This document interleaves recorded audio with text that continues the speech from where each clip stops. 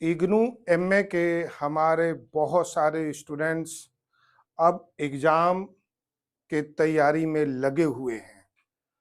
अब एक तरह से एग्जाम उनके बिल्कुल करीब आने वाला है। ऐसे में अगर उन्हें टॉप 5 क्वेश्चन ऐसे मिल जाएं जो एग्जाम में आ जाएं, जिससे वो डेंजर जोन से बिल्कुल बाहर आ जाएं, तो फिर क्या कहने।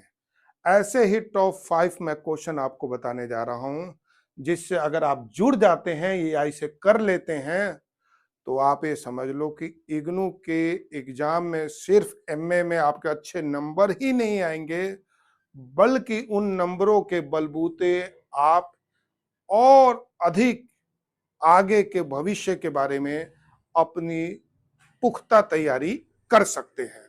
और टॉप 5 क्वेश्चन कौन से हैं, अब हम चर्चा करेंगे। पहला, राजनीतिक सिद्धांत, प्रकृति और महत्व। ये क्वेश्चन हमेशा आता है, इसको जरूर करें, ये पहला ही क्वेश्चन हो सकता है। दूसरा, स्वतंत्रता का अर्थ, नकारात्मक और सकारात्मक स्वतंत्रता, और स्वतंत्रता पे नकारात्मक स्वतंत्रता के सबसे बड़े समर्थक जे स्मिल के विचार।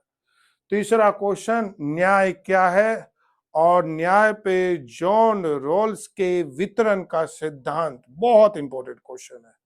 चौथा क्वेश्चन, संप्रभुता, राज्य की संप्रभुता के सिद्धांत की व्याख्या। और पांचवें क्वेश्चन में उदारवाद, मार्क्सवाद, फासीवाद और राष्ट्रवाद की ये चौकड़ी आपके वो नंबर बिल्कुल आपके सामने प्रस्तुत कर सकती है। इसलिए इन 5 क्वेश्चनों को कर ले। मैं जानता हूं कि भाई एमए के स्टूडेंट्स के पास बहुत सारी जिम्मेवारियां होती है। इस तरह अगर उन्हें टॉप 5 क्वेश्चन मिल जाए तो अपने पेपर की दिशा और दशा को बिल्कुल बदल सकते हैं। ये कर लें क्वेश्चन। इग्नू एमए राजनीतिक सिद्धांत का पहला क्वेश्चन, राजनीतिक सिद्धांत, प्रकृति और महत्व, जिसमें आपको बताना है राजनीतिक सिद्धांत का अर्थ, इतिहास, अध्ययन क्षेत्र, प्रकार और महत्व। सबसे पहले तो ये जानना जरूरी है कि राजनीतिक सिद्धांत होता क्या है। राजनीतिक सिद्धांत दो शब्दों से मिलकर बना है, राजनीतिक प्लस सिद्धांत। इसका अर्थ ये हुआ कि जहां हम लोगों के कल्याण, लोगों के हित, लोगों के विकास से जुड़ी हुई बातों का अध्ययन करें, जहां हम राजनीति से जुड़ी हुई संस्थाओं का अध्ययन करें, जहां हम राजनीतिक प्रक्रियाओं का अध्ययन करें, जहां हम राजनीतिक विचारधाराओं का अध्ययन करें, उसे हम राजनीतिक सिद्धांत में शामिल कर सकते हैं। राजनीतिक सिद्धांत कभी भी एक जैसी नहीं रही। ये समय और परिस्थितियों के अनुसार अपने इतिहास में बदलती रही है। आज से 2300 वर्ष पहले अरस्तु के समय से चला आया हुआ राजनीतिक सिद्धांत आज भी निरंतर प्रक्रिया के दौर में 2026 में भी परिवर्तनशील है। इसके अंदर कई विचारधाराएं, उदारवादी, मार्क्सवादी, व्यवहारवादी, कई विचारधारा इसके अंदर आई। लेकिन राजनीतिक सिद्धांत एक समुद्र की तरह इन सभी विचारधाराओं को ग्रहण करती चली गई। कई चिंतक आए राजनीतिक सिद्धांत में, अरस्तु, प्लेटो, कौटिल्य, या फिर जॉन लॉक, जे स्मिल, कार्ल मार्क्स। राजनीतिक सिद्धांत ने इन सभी चिंतकों को अपने सिद्धांतों में, विचारधाराओं में स्थान दिया। राजनीतिक सिद्धांत में हम पढ़ते क्या है, क्या अध्ययन क्षेत्र है, राजनीतिक सिद्धांत के क्या तत्व हैं।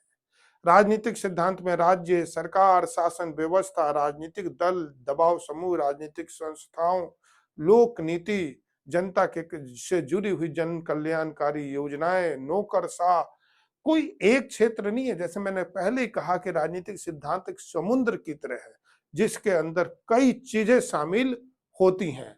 और इसके अध्ययन क्षेत्र में राजनीति से जुड़ी हुई विचारधारा तो शामिल है ही है, राजनीतिक संस्थाएं भी शामिल है, और वो सारी चीजें इसके अंदर शामिल है जो राजनीति से जुड़ी हुई होती हैं।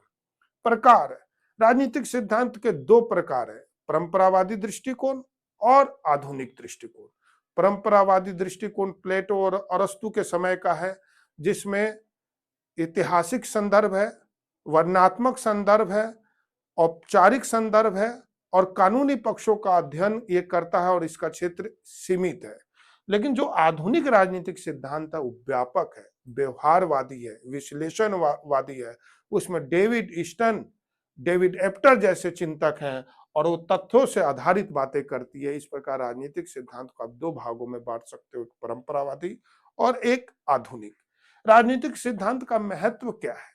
राजनीतिक सिद्धांत से हमें राज्य, सरकार, शासन व्यवस्था, राजनीतिक दल, दबाव समूह का तो ज्ञान होता ही है, विभिन्न विचारधारा जैसे उदारवादी, मार्क्सवादी का ज्ञान भी होता है। इसके अंतर्गत हम विभिन्न लोक नीति का भी निर्माण करते हैं। राजनीतिक सिद्धांत के पढ़ने से ही हमें अधिकार और कर्तव्य के बारे में तो मालूम चलता ही है, हमारे ज्ञान में भी वृद्धि होती है और राजनीति से जुड़ी हुई भविष्यवाणी करने में भी आसानी होती है। अगला क्वेश्चन, स्वतंत्रता का अर्थ, नकारात्मक और सकारात्मक स्वतंत्रता तथा स्वतंत्रता पे जे.एस. मिल के विचार। पहले समझते हैं स्वतंत्रता का अर्थ क्या है। स्वतंत्रता को अंग्रेजी में लिबर्टी कहते हैं, जो लैटिन भाषा के लिबर शब्द से बना है और लिबर का अर्थ होता है बंधन मुक्त अवस्था। अर्थात व्यक्ति जो करना चाहे वो करे, उसके ऊपर इतना प्रतिबंध नहीं होना चाहिए।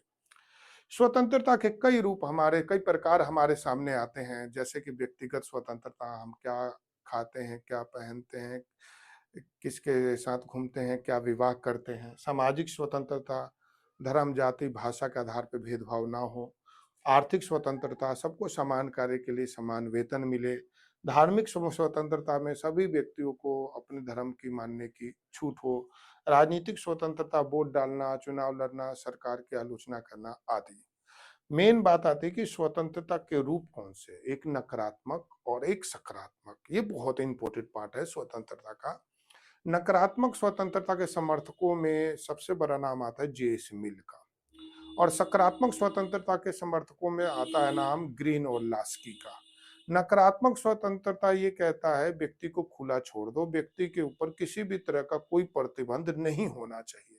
व्यक्ति के ऊपर समाज का, देश का, राष्ट्र का मतलब इतना कंट्रोल ना हो। उसके लिए विकास जरूरी है, उसके लिए आगे बढ़ना जरूरी है, लेकिन अगर उसके ऊपर प्रतिबंध ज्यादा होंगे तो वो आगे नहीं बढ़ सकता। इसलिए उसके ऊपर प्रतिबंधों की रोक होनी चाहिए। ये बात नकारात्मक स्वतंत्रता वाले कहते हैं कि राज्य का क्षेत्र व्यक्ति के ऊपर कम होना चाहिए।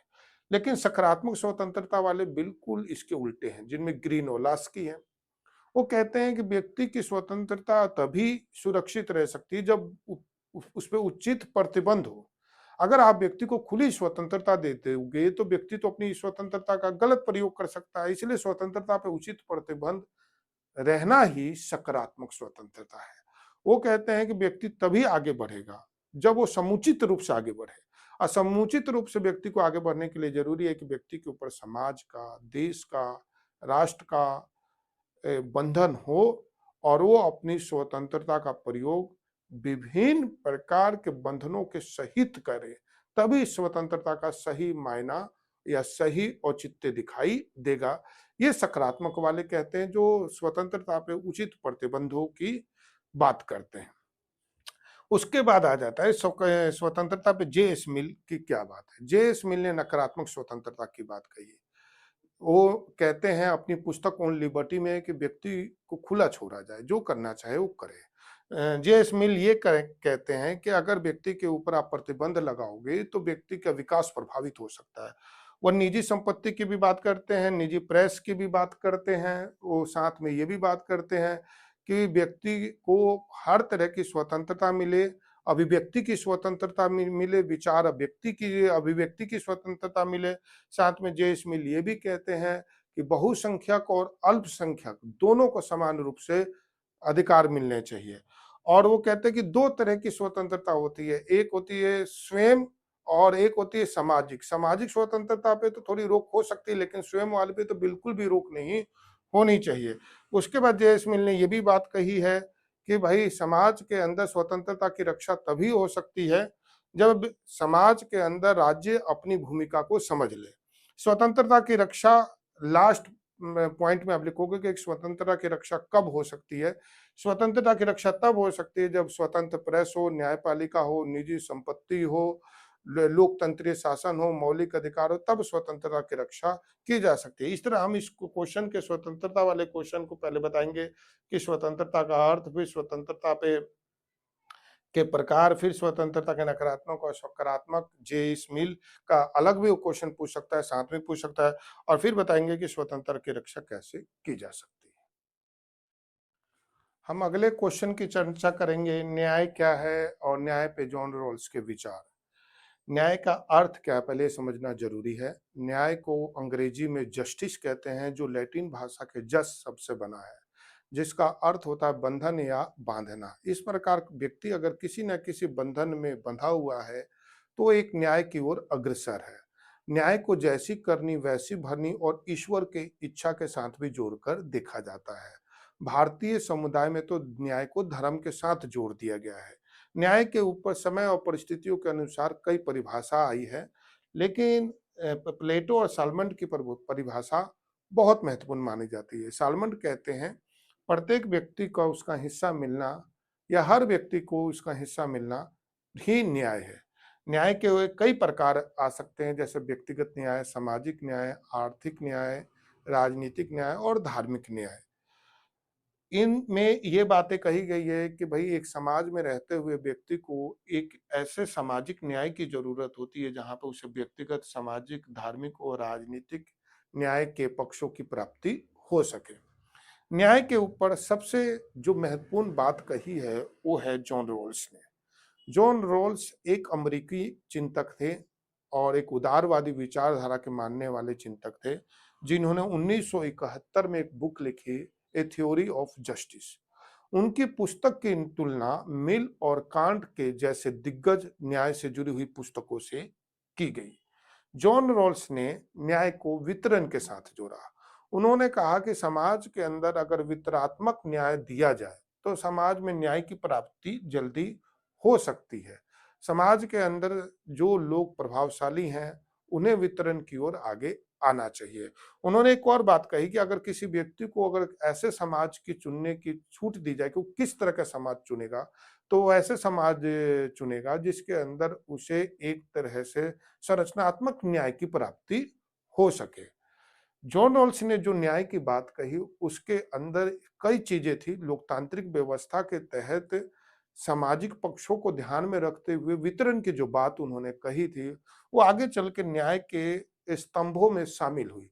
लेकिन उनकी इस ये सिद्धांत की आलोचना भी कई चिंतकों द्वारा हुई।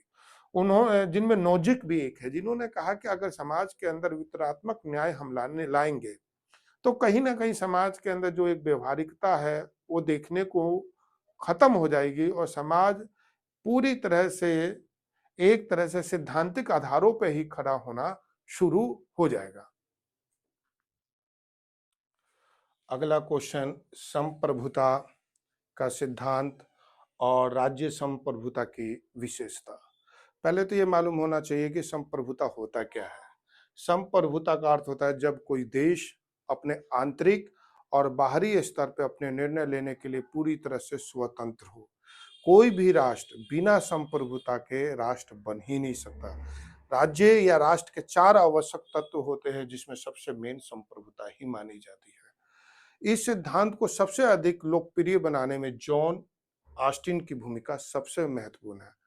उनके प्रयासों से या उनके विचारों से संप्रभुता का सिद्धांत काफी प्रसिद्ध हुआ। ये जो संप्रभुता का सिद्धांत जो होता है इसकी विशेषता क्या है? एक तो संप्रभु जो व्यक्ति होता है या राज्य होता है वो जो निर्णय दे वो सर्वोच्च हो, उसके ऊपर कोई ना हो। दूसरा, वो स्थिर हो, उसका दिया हुआ निर्णय बारंबार चेंज होगा तो फिर संप्रभु किस बात का हो, उसका निर्णय स्थिर हो। और तीसरा, अविभाजित हो, उसके संप्रभुता को कोई बांटने वाला ना हो, एक जगह ही केंद्रित हो। ये सारी चीजें संप्रभुता की जरूरत हो गई है। लेकिन आज के समय में जो हम एक वैश्वीकरण के युग में देखते हैं तो क्या सभी राष्ट्र संप्रभु हैं? क्या हर राज्य अब संप्रभु रह गया? तो हमारा आंसर होगा नहीं। आज के समय में वैश्वीकरण ने पूरी दुनिया को आपस में जोड़ दिया है। बड़ी बड़ी कंपनियां दूसरे देशों में काम कर रही है। विभिन्न देशों में क्षेत्रीय और सैनिक गठबंधन है। विभिन्न देशों को व्यापार करना है। ऐसे में हर राष्ट्र अपनी मर्जी के अनुसार नहीं चल सकता। दुनिया में कई अंतर्राष्ट्रीय और क्षेत्रीय संगठन का उसे सदस्य बनना पड़ता है। ऐसे में विभिन्न राष्ट्रों को कहीं ना कहीं अपने संप्रभुता से थोड़ा बहुत तो समझौता करना ही पड़ता है, क्योंकि उसको दुनिया के साथ चलने के लिए अपने कुछ निर्णय या तो छोड़ने पड़ते हैं या दुनिया के साथ अपने निर्णयों को जोड़ना पड़ता है। इस तरह संप्रभुता का क्वेश्चन बहुत इंपॉर्टेंट है। एमए के जो स्टूडेंट्स हैं, और जब भी ये वो अपने राजनीतिक सिद्धांत का क्वेश्चन उठाए, तो मैं उन्हें कहना चाहूंगा कि वो शॉर्ट नोट्स अगर आते हैं तो जरूर वो दोनों शॉर्ट नोट को करें। एग्जाम में हमेशा इंट्रोडक्शन जरूर, किसी भी क्वेश्चन का इंट्रो जरूर डालें, पॉइंट में क्वेश्चन करें और निष्कर्ष भी करें। एक और चीज, क्वेश्चन को करते समय वो इस बात का ध्यान रखें कि भाई जो इग्नू एमए में है उसमें जो जरूरत हो उतना ही लिखे, फालतू लिखने की जरूरत नहीं है। और मैं आपको एक बात बता दूं, मेरे इन पॉइंटों को आप एग्जाम में थोड़ा ज्यादा खोलें। मैंने आपको बेसिक बताया है, ठीक है, इसको थोड़ा खोलने की भी कोशिश करें। और मैंने अपने इस रिकॉर्डिंग के साथ ही अपने बुक्स नोट्स डिजिटल रूप में बिल्कुल मुफ्त उपलब्ध करवा दिए हैं। मेरे यूट्यूब चैनल से आप उसे भी ले सकते हो। हम अगले क्वेश्चन की बात करें तो ये 4 वादों में से एक वाद जरूर आता है, उदारवाद, मार्क्सवाद, फासीवाद और राष्ट्रवाद। अब हम इन चारों वादों के ऊपर चर्चा करेंगे कि इसको पेपर में किस तरह से बढ़िया से किया जा सके। सबसे पहले हम बात करेंगे उदारवादी दृष्टिकोण की। उदारवादी दृष्टिकोण का जन्म 18वीं 19वीं शताब्दी में हुआ और इसके प्रमुख चिंतकों में जॉन लॉक, जे.एस. मिल, हर्बर्ट स्पेंसर, बहुत नाम है उदारवादी चिंतकों के। उदारवादी जो विचारधारा होती है उसमें सबसे मेन स्वतंत्रता को माना जाता है। स्वतंत्रता, समानता, अधिकार, न्याय, धर्मनिरपेक्षता, स्वतंत्र निर्वाचन व्यवस्था, लोकतंत्र, धर्मनिरपेक्षता, निजी संपत्ति, खुली अर्थव्यवस्था और समाज के अंदर सभी व्यक्तियों को अपने अधिकारों को प्रयोग करने की छूट। आज दुनिया में अधिकतर देशों में उदारवादी सिस्टम ही या उदारवादी व्यवस्था ही दिखाई देती है और इसका जन्म 18वीं 19वीं शताब्दी में ही देखने को मिल गया था। दूसरी विचारधारा जो 19वीं शताब्दी में बहुत लोकप्रिय हुई वो थी मार्क्सवादी दृष्टिकोण।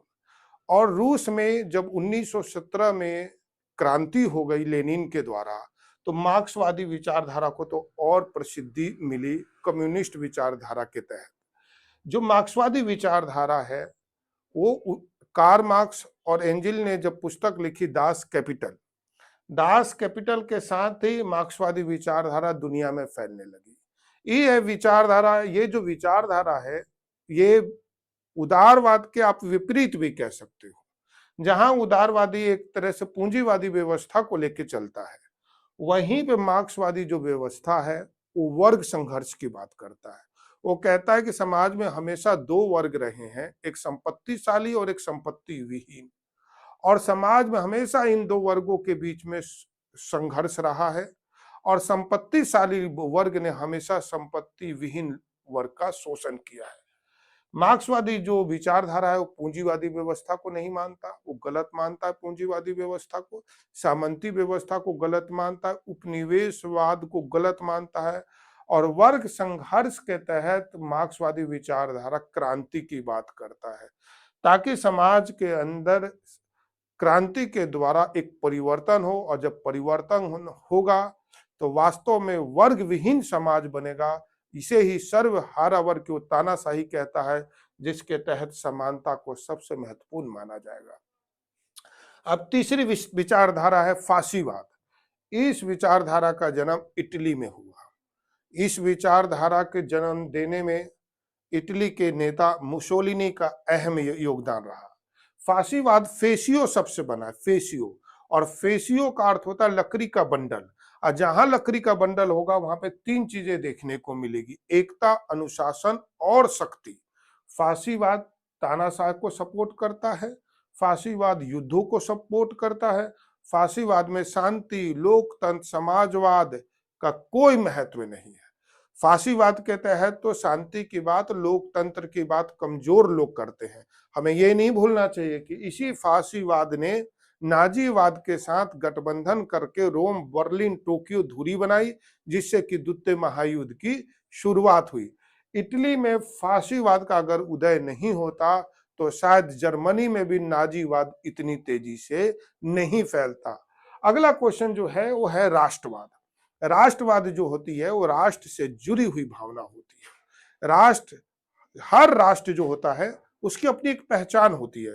राष्ट्र चार चीजों से मिलकर बनता है, भूमि, जनसंख्या, सरकार और प्रभुसत्ता। और हर राष्ट्र किसी न किसी मामले में दूसरे राष्ट्र से अलग होती है। हर राष्ट्र की अपनी पहचान है। राष्ट्रवाद भी दो तरह के हैं, एक नकारात्मक राष्ट्रवाद और एक सकारात्मक राष्ट्रवाद। सकारात्मक राष्ट्रवाद तो यह है कि आप अपने देश से भी लगाव रखो और दूसरे देशों से भी प्यार करो, जबकि नकारात्मक राष्ट्रवाद में फासीवाद और नाजीवाद को माना जा सकता है, जिसमें वो अपने ही देश को सर्वश्रेष्ठ मानते थे और दूसरे देशों को सर्वश्रेष्ठ नहीं मानते थे। इसलिए राष्ट्रवाद के अंदर सकारात्मक राष्ट्रवाद की बात जो कही जाए वो सबसे बढ़िया है। उसके बाद है कि आज के समय में हर व्यक्ति किसी न किसी राष्ट्र से जुड़ा हुआ है, क्योंकि राष्ट्र के बिना उसकी पहचान नहीं है और जीवन से लेकर मृत्यु तक हर जगह उसे राष्ट्र की जरूरत पड़ती है।